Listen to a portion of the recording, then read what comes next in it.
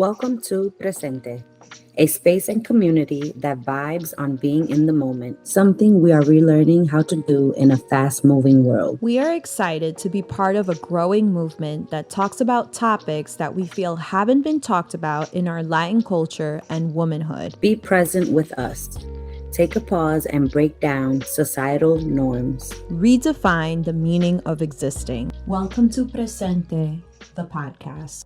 Hello, Presente listeners. Wow, here we go. Season 3.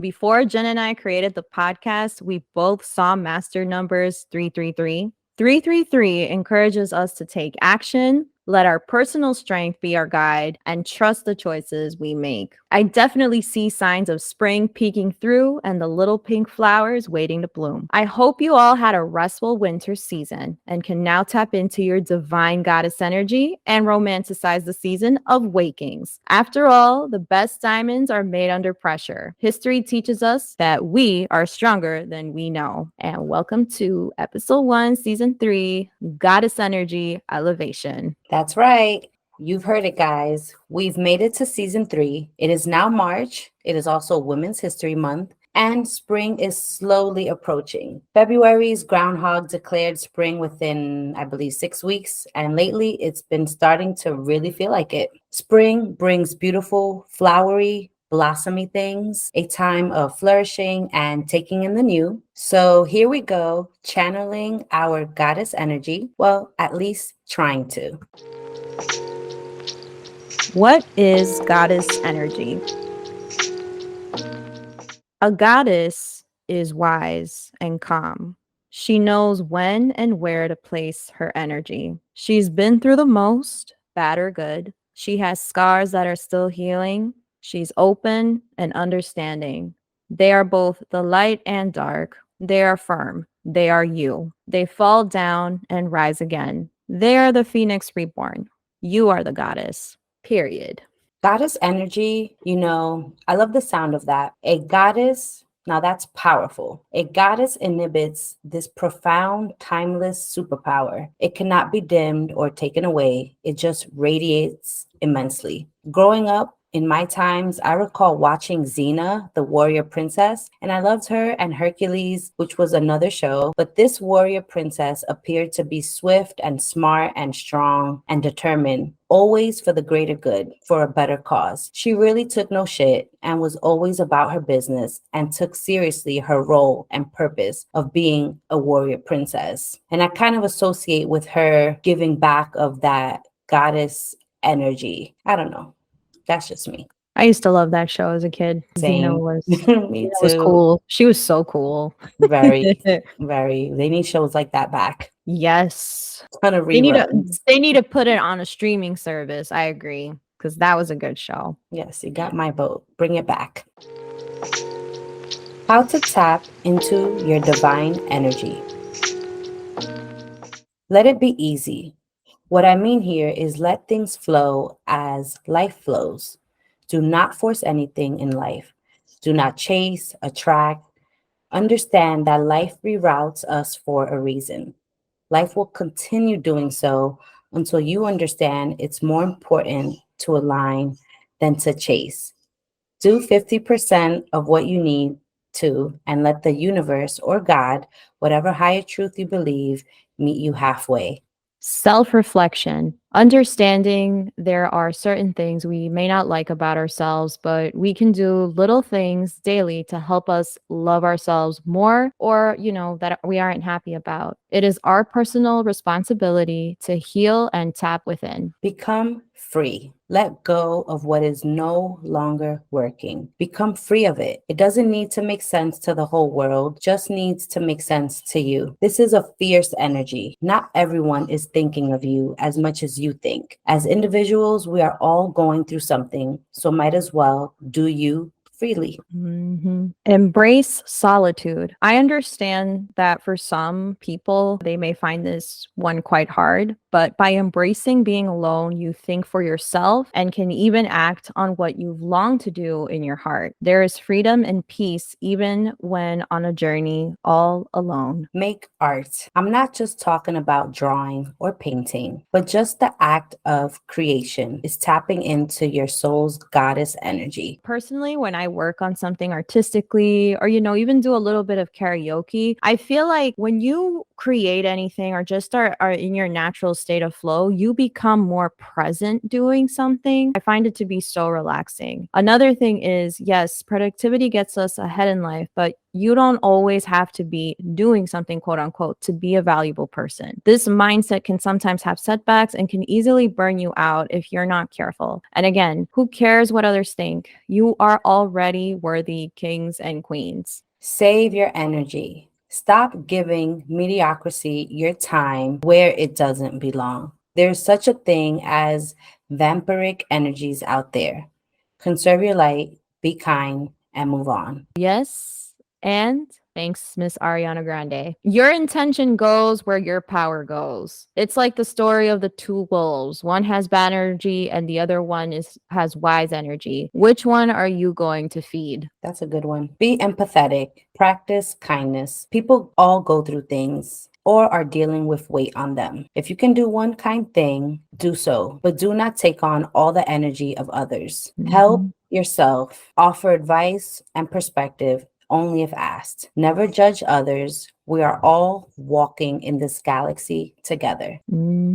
I think as women and girls from adolescence, we are all princesses turned queens. But a goddess is to a whole other level, perhaps even dimension, because their power seems so like supernatural. Everything comes from purpose and wisdom. At least that's how I envision it from reading stories growing up. I think that we all certainly have the capacity and ability to be goddesses of our own if we can express positive energy. But here's the catch. It's positive, unconditional energy in every single aspect, at every single time and situation and moment of your life. I'm not quite sure at times why I allow the burnout or spread myself so thin, but the fiery fire within me continues to pursue passion projects and self goals. I think that a princess and a queen can wear her crown high, but it's very much also in the doing, the actionable steps and parts that can be a tribute to themselves and to the masses. And if we're willing to do that, it can unlock and reveal goddess energy. Ways to be divine. Stay unique. Be true to who you are. I know society likes to decide how we're supposed to be, act, and behave, but it's 2024. Dear Goddess, step into the comfort of your own skin. You can be anything or anyone you chose to be. You are her, them, him. Build a life you, and I emphasize YOU, are proud of. It goes without saying, but we are here to build our own dream life and the feelings that embody that dream life. We each have a definition of what success means to us. I don't know how many of you saw the episode of Black Mirror, which is like the Twilight Zone meets technology on Netflix. But there's an episode in season 3, episode 1, crazy because it's our version of season 3, episode 1, with Bryce Dallas Howard. She's been in movies like Jurassic Park and the new film Argyle, who in one of the episodes shows us how social media is seen as a symbol of those who are doing better than others by posting stories, posts, etc. She gets invited out into this town wedding from a friend of high school to be a bridesmaid. And unlike her, she's got a beautiful mansion. She's going to have this great dream wedding, I guess, etc. And,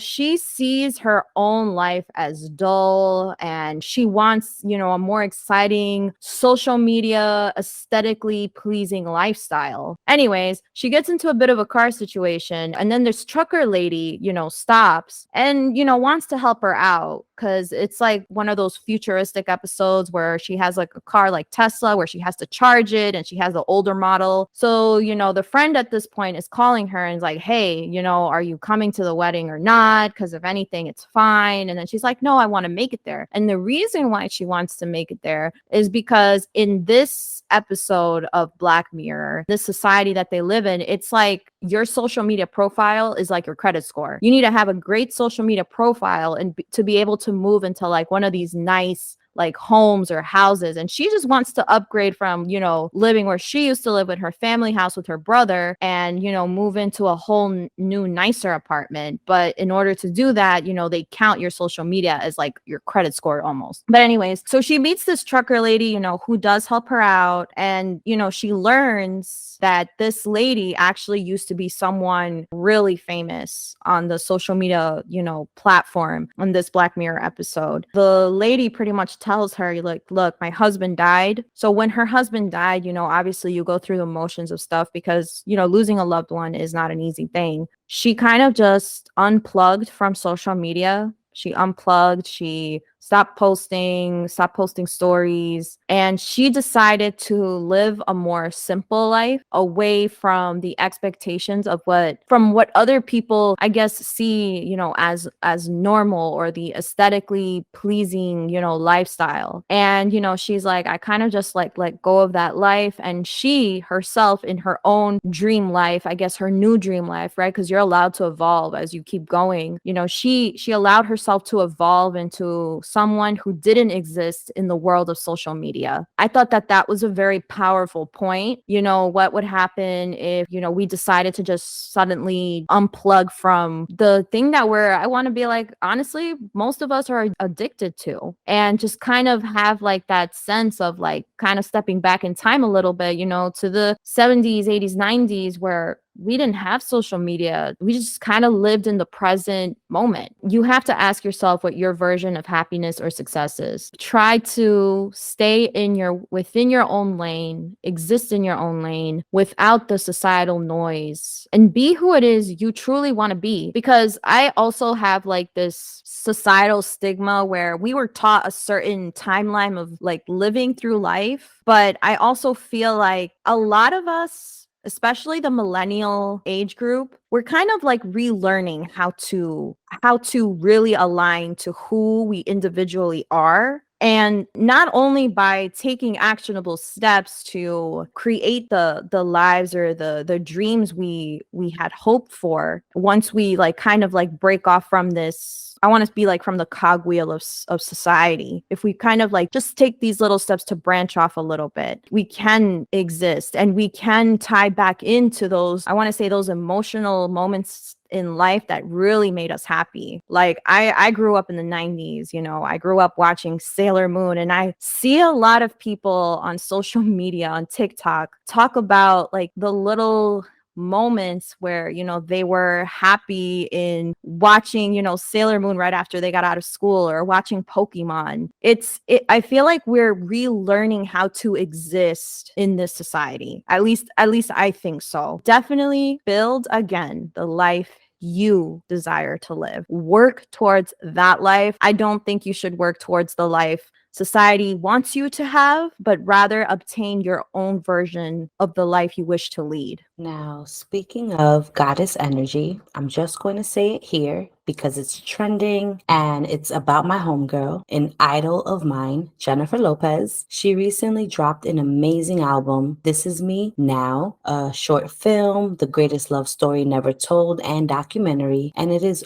all so good. Sometimes I can't stop talking about it, but I bring her up not just to congratulate her and her success. It's definitely an amazing album and storytelling, tons of cameos, including some of our favorites like Jay Shetty, Keke Palmer, Jane Fonda, Jennifer Lewis, Neil deGrasse Tyson, and many more. But the way this project was crafted up was well done, J-Lo. I bring her up because there's this quote from her that always resonated with me as a fan, younger me, and earlier on in Jennifer Lopez's career. And it goes like this: I see myself as a brave, warrior princess who keeps going no matter what. This was during an interview for Complex magazine. Now, when I hear this, that's telling me to tap into my strengths and skills and just lock in and focus on what matters to me and for those I love,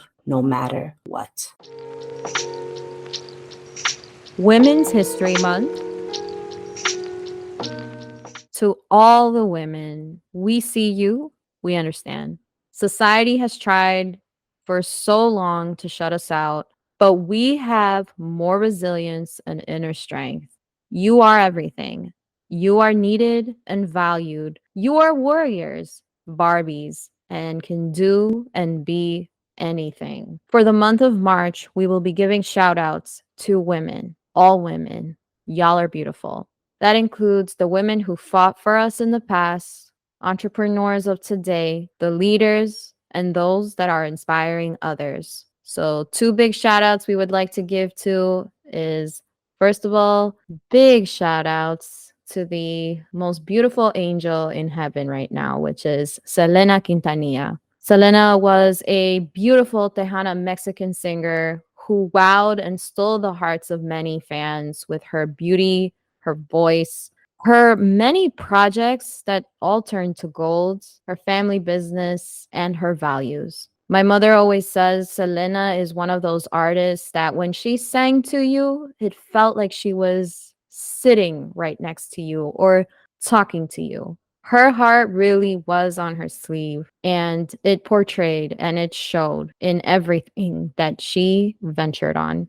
Selena, forever we will love you, and your legacy still continues till this day. And here's another one for you listeners while we highlight Women's History Month. Celia Cruz. She is an iconic Cuban singer with tremendous talent, voice, charisma, and an extravagant sense of fashion style. Her music and legacy lives on. Azúcar. If you know, you know.